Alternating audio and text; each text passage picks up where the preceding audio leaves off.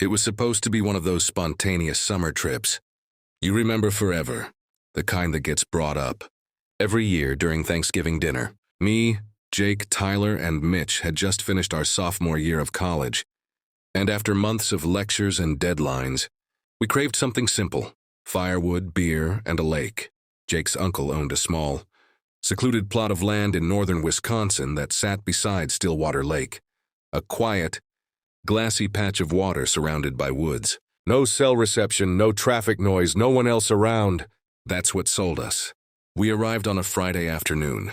The drive had been long and filled with the usual dumb banter, Spotify playlists, road snacks, and jokes that would never make it past a dorm room. The path to the lake was mostly gravel and lined with dense pine and birch trees. We had to hike the last half-mile since the road was too narrow for Mitch's old Jeep. By the time we reached the clearing, the sun was beginning to dip, casting golden light over the lake. We set up 2 tents, one for Jake and me, one for Tyler and Mitch. A fire pit sat just a few yards from the shoreline, and beyond that, the lake reflected the sky like polished black stone. It was perfect. Or so we thought. That first night felt like a dream. We grilled hot dogs, drank too much, and stared at the stars like idiots who thought they were philosophers. At one point, Mitch pointed out that the lake was unusually still. Like it's holding its breath, he said. We laughed it off, saying he'd had one too many beers. Around midnight, we heard the first sound. It came from across the lake, faint and distant. A splash. Not the gentle plop of a fish jumping, but something heavier. It was followed by the subtle shift of water, like something big moving just beneath the surface. Probably a deer, Jake muttered. Or Bigfoot, Tyler joked. We went back to drinking, but the unease had started. Later, after crawling into our tents, I couldn't sleep. I kept hearing faint ripples, like something pacing along the shore, just outside my line of sight. The next morning, Jake was the first to notice the footprints. They weren't ours. Near the edge of the water, maybe 15 feet from the fire pit, was a set of wet prints in the dirt. Not boots. Not bare feet either. They were longer, narrow, almost like hands, but with long, pointed indentations where fingers should have been. Whatever made them had come out of the lake and stood watching us. Jake didn't want to show anyone else. Probably some raccoon or otter or something, he said, clearly not believing it himself. We went swimming that afternoon. I tried to shake the feeling of being watched, but every time I ducked under the surface, I felt this unnatural coldness, like the lake wasn't just water, but something deeper, something alive. When I surfaced, I caught Mitch staring toward the opposite shore, eyes squinting. "You see that?" he asked quietly. We all turned.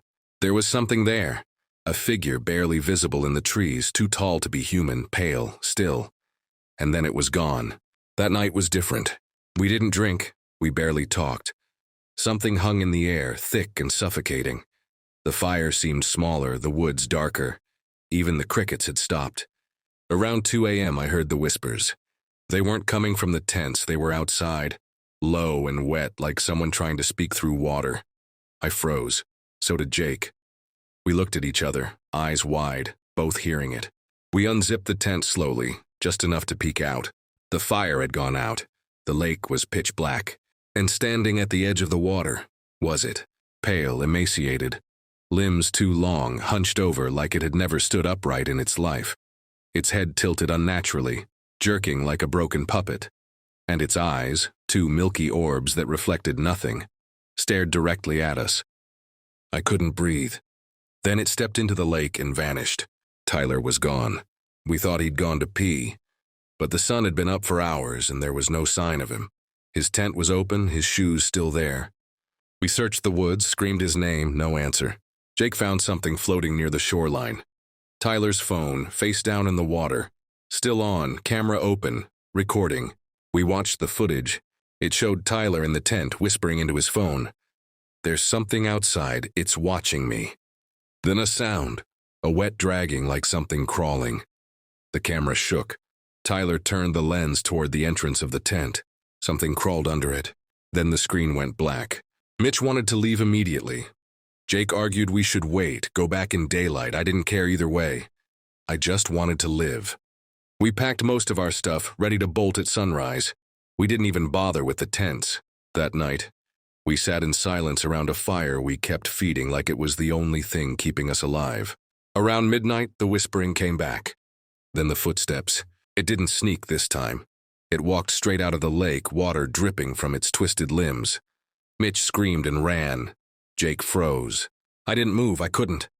It stood on the edge of the firelight, inches from where Tyler had last sat. Its head twitched. Then, in a voice that sounded like 1,000 bubbles bursting at once, it said, "You stayed too long." The fire exploded into darkness. I don't remember getting out. Somehow, I woke up at a ranger station 6 miles away. Jake and Mitch were found hours later, dazed and barefoot, wandering the road. Tyler was never found. I don't go near lakes anymore, I barely sleep. Every now and then I hear water dripping, when it shouldn't be. And sometime, when I look at my reflection, it stares back a little too long. We went camping by the lake, but something was already there. And it's still there waiting. I grew up in a quiet suburb just outside of Indianapolis, the kind of place with cul-de-sacs, trimmed lawns, and kids on bikes racing home before the streetlights flickered on. Summer nights were filled with fireflies and sprinklers, and the ice cream truck's jingle was the unofficial soundtrack of our childhood. But last summer, that jingle became something else, something we can't forget. The first time it played, it started on a Thursday night in mid-July. My younger brother, Evan, was the first to hear it. I was in the garage helping Dad clean out some shelves when Evan ran up, breathless. "The ice cream truck's here," he said. Dad laughed. "At 10 p.m.? No way, buddy." But he was right. I heard it too. That cheerful, tinny melody playing "Do Your Ears Hang Low" in slow, looping tones. We stepped outside. Our cul-de-sac was quiet, the sky turning from deep blue to black, with a few porch lights still on. And there it was, rolling slowly down our street. A faded white ice cream truck, its paint peeling. Its windows tinted too dark to see through. There were no logos. No pictures of bomb pops or Choco. Tacos, just ice cream. Painted in uneven red letters across the side. It didn't stop. It didn't even slow down. It just crept down the street, turned the corner, and disappeared. "Must be some old guy trying to make a few extra bucks," Dad said. "Weird time to do it, though." That should have been the end of it, but it wasn't. It kept coming back. The next night, around the same time, 10:17, to be exact, I heard the jingle again. Only this time it was slower, like a warped cassette tape dragging through molasses.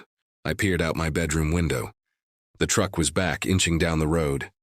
No headlights, no customers, just that music echoing into the night like a lullaby made for corpses. And again it didn't stop. Evan texted me from his room. "Truck's back. Should we go see it?" I didn't respond. Something about it didn't feel right. By the 4th night, it came at exactly midnight. I know because I woke up just before it arrived, like something pulled me from sleep. The music was barely music anymore. It had become something else, dissonant, almost broken. And that time it stopped, right outside our house. Something's wrong with Evan. The next morning, Evan was acting strange. He didn't want to play Xbox. He didn't finish his cereal. He kept glancing out the window like he was waiting for something. "Did you go outside last night?" I asked. He didn't answer. That night I stayed awake. Midnight came. So did the truck. And again, it stopped in front of our house. I peeked through the blinds. The driver's side window was still too dark to see through. But I swear, I saw the door slide open. Just a crack. Enough for a voice to whisper, "Evan." I bolted to his room, empty. His window was wide open. The search. "We called the cops," said Evan had gone missing during the night. "They searched the woods, questioned the neighbors. Nobody saw anything, but I knew. I told them about the truck. They didn't believe me.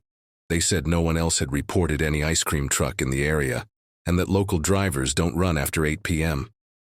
But I had proof. The camera. We had a security camera on our front porch. Dad's latest project after a package got stolen. I pulled the footage, and there it was, the truck, pulling up at 12 a.m. on the dot. The side door slid open, and Evan, walking straight into it. No hesitation, no struggle. Then the truck drove off and vanished down the road. The footage froze, glitched, and ended. No one believes me. I showed it to the police. But when they opened the file, all they saw was a still frame of our empty driveway. No truck, no Evan. They said I was under stress.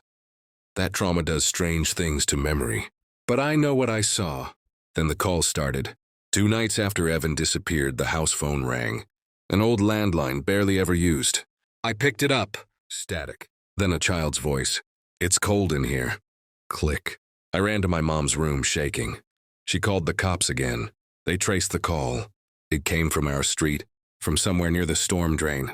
The final visit. I waited. Every night at midnight, the truck came back. Parked outside, played its sick, broken jingle. I stopped sleeping, stopped eating. All I could do was watch. On the 7th night, I snapped. I ran outside as soon as I saw the door open. The inside of the truck was wrong. It was pitch black, but not just dark. Empty. Like it didn't lead to the back of a vehicle, but to something else. Somewhere else. I called Evan's name. The jingle stopped, and from the darkness, something stepped out. It had Evan's shape, his clothes, but not his face. Its mouth was stretched into an unnatural grin, lips split at the corners. Its eyes were too wide, too glassy. It cocked its head and whispered, "You shouldn't be here." Then it turned and walked back into the truck, and it disappeared. Now it comes for me. It's been a year. We never found Evan. Everyone eventually gave up. My parents moved out. I stayed in town for college, trying to pretend it was over. But I know it's not. 'Cause last night I heard the jingle again. It was coming from just outside my dorm window. And this time it called my name. The ice cream truck kept coming back, even at midnight. And now it's calling someone else. Every year, our group takes a hiking trip into the Appalachian Mountains. It started as a college tradition. 4 of us disconnecting from the world, camping under stars, drinking around a fire, and telling each other stories we pretended weren't true. But last fall, our tradition ended, and one of us never came back. The hike-in, there was me, Connor, my best friend Sam, his girlfriend Danielle, and Tyler, who never turned down a chance to be the loudest guy in any room. We picked a lesser-known trail near the Tennessee-North Carolina border, far from any towns, far from cell service, and far from help. Tyler had found it through some survivalist forum, a trail that wasn't on any official maps anymore, with views so untouched it was like stepping into another century. We were all for it. The more isolated, the better. We started mid-morning. The trail wound through dense woods and narrow ridgelines, thick with fog and silence. No birds, no animals, just the wind and the occasional crunch of leaves underfoot. After several hours, we found the offshoot path Tyler had mentioned.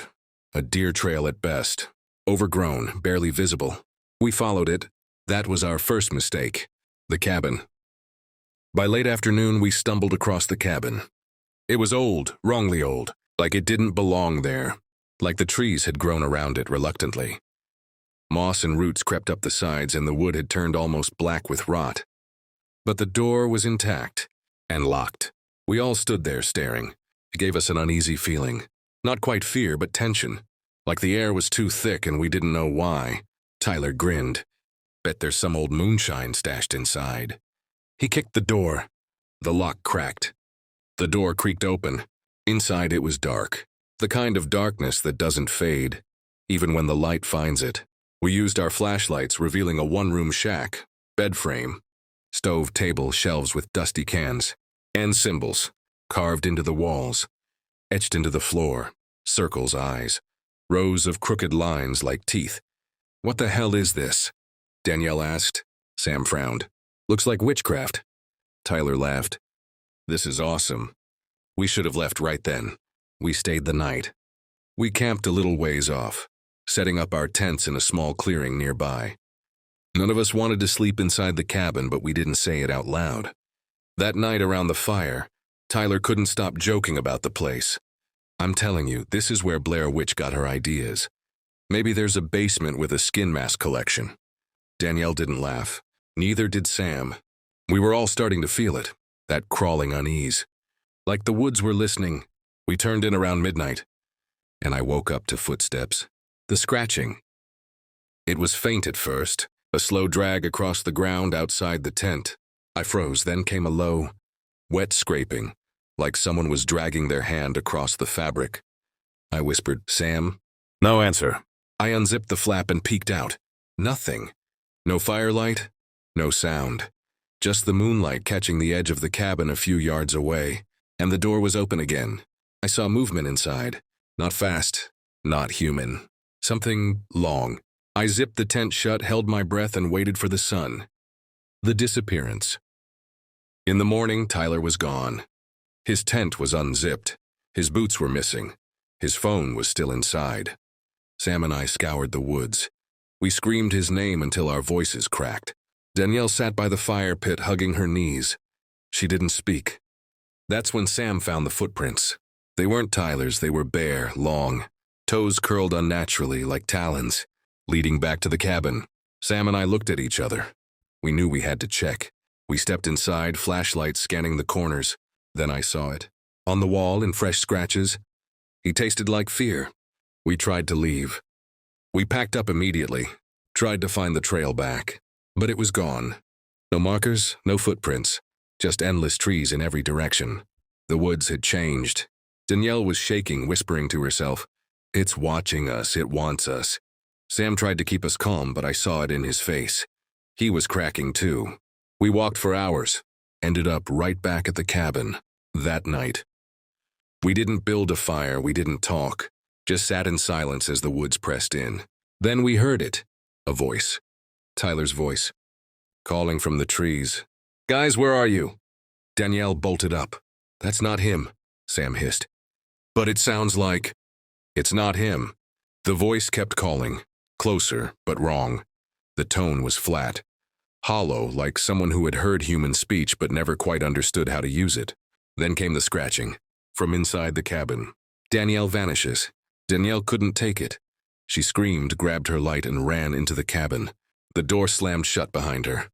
We ran after her, but when we opened the door, the room was empty. No Danielle. No furniture. Just the walls. And more carvings. 3 in, 1 out. I turned to Sam. "We have to destroy it." The fire. We gathered dry branches, splashed our fuel canister across the floor, lit a match. The fire caught quickly. We backed away as the flames roared, and then we heard them. Screams. Not just one, dozens, hundreds. Male, female, childlike. Screaming in pain. Screaming in hunger. The cabin didn't burn normal. It melted, like flesh. Black smoke poured into the sky, carrying those voices. And then silence. Only 2 of us came back. A rescue team found us 3 days later, wandering a service road miles from where we'd started. They never found Tyler or Danielle. In places where there's no reason to hear anything at all. And every time I look at a map of those mountains, there's a part of me that wonders if it's still there. If it's waiting for new footsteps on the trail, because we found a hidden cabin deep in the mountains, and something was inside. There's something about abandoned places that draws people in, especially when you're a teenager. Old buildings, broken windows, urban legends whispered around bonfires, that sense of danger and discovery. So when my best friend Kyle said, "Let's sneak into Camp Echo Pines," I didn't even hesitate. I should have. Because some stories aren't just stories, and some places aren't abandoned. Not really. The legend of Camp Echo Pines. Camp Echo Pines had been closed since the summer of 1992. It used to be one of the most popular sleepaway camps in upstate New York. Until the year everything went wrong. The story varies depending on who's telling it. But it always ends the same. Campers went missing.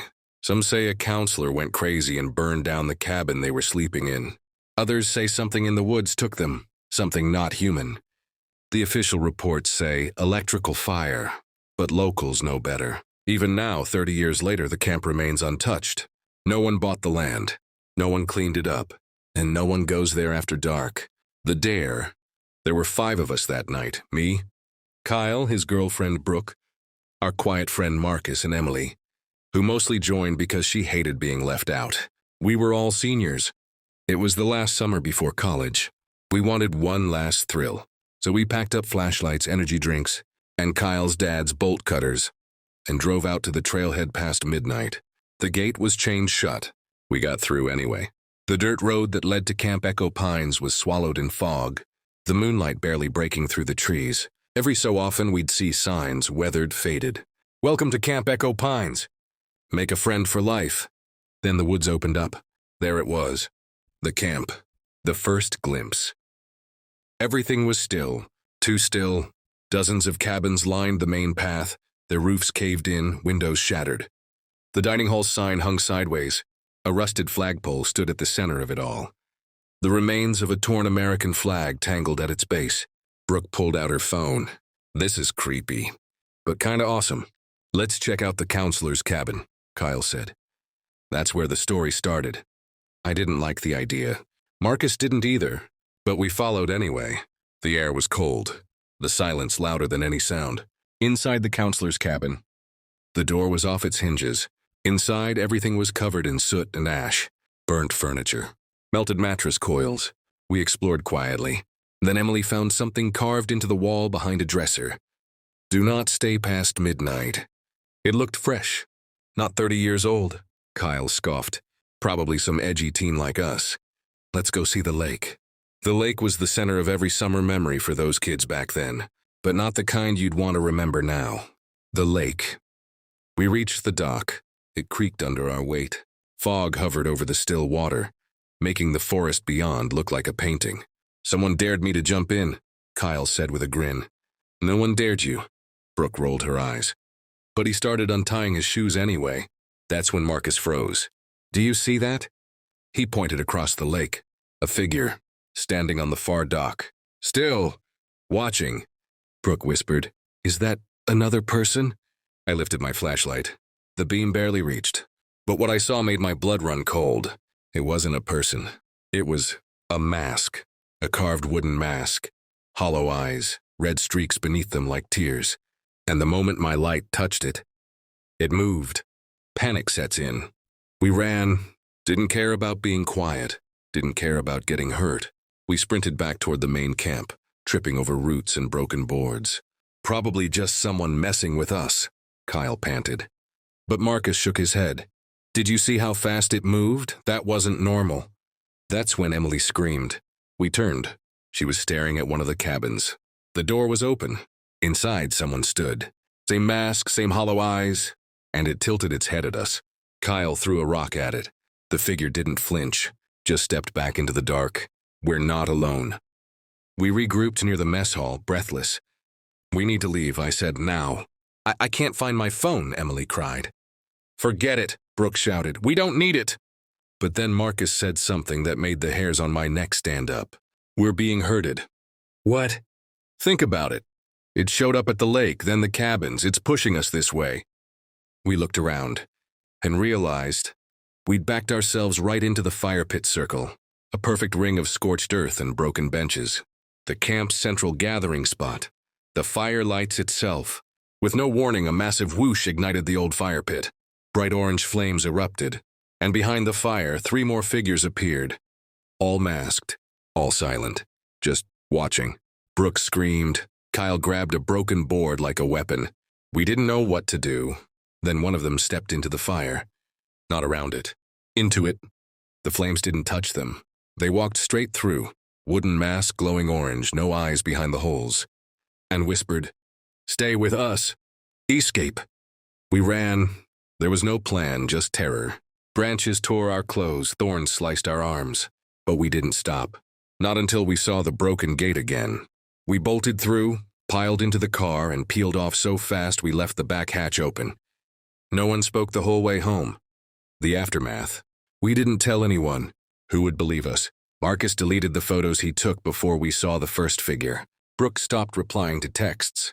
Kyle tried to laugh it off for a few days, until he went missing. His parents think he ran away, but I know better. He sent me one last message before he vanished. "They're in the woods. They want more. I can still hear them." It's been 6 months, and sometimes late at night I hear the crackle of fire, smell the smoke, see those hollow eyes in my dreams, 'cause we snuck into an abandoned summer camp, but we weren't alone, and we never should have stayed past midnight.